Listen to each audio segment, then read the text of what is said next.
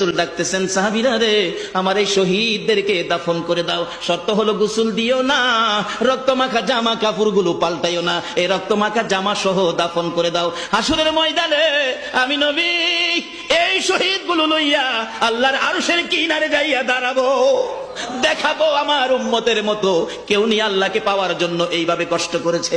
এবার দাফনের কাজ শুরু হলে কিতাব লেখে 69 জনের দাফন শেষ। 70-এর মাথায় আসওয়াদ দূরে পড়ে আছে। আমার নবী 2 কদম সামনে গিয়ে দেখে আসওয়াদ নতুন তরবারি হাতে চিত হয়ে পড়ে আছে, শহীদ হয়ে গেছে। আমার নবী ডাকে, রে আসওয়াদ, মদিনার হুর বিয়ে করতে পাঠাইছিলাম, মদিনার হুর বিয়ে করলি না, যুদ্ধের ময়দানে জীবন দিয়ে বিদায় হলে। আসওয়াদ রে, নতুন তরবারিটা হাতে রে। আসওয়াদ একজন সাহাবী বলেন, হুজুর বিয়ের বাজার করতে এসে আপনি যুদ্ধে গেছেন, খবর পাইয়া বিয়ের বাজারের টাকা দিয়ে যুদ্ধের বাজার করেছে, আসওয়াদ শহীদ হয়েছে। আমার নবী ডাকে, মাবুদ, আমার আসওয়াদকে তুমি কি দিবা গো আল্লাহ?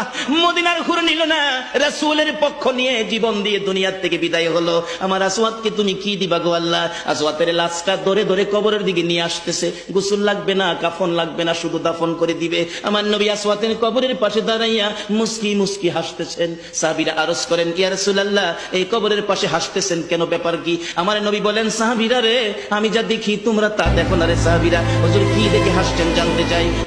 সাহাবীরা, আমার আসওয়াদ মদিনার হুর বিয়ে করতে যাইয়া যুদ্ধের খবর শুনে বিয়ের বাজারের টাকা দিয়ে যুদ্ধের বাজার করে জীবন দিয়ে কবরে রওনা হয়েছে। আমি নবী আসওয়াদের কবরের পাশে দাঁড়াইয়া দেখি রে, আমার আসওয়াদের কবরে মদিনার হুরের পরিবর্তে আমার আল্লাহ জান্নাতের হুর পাঠাইয়া দিছে।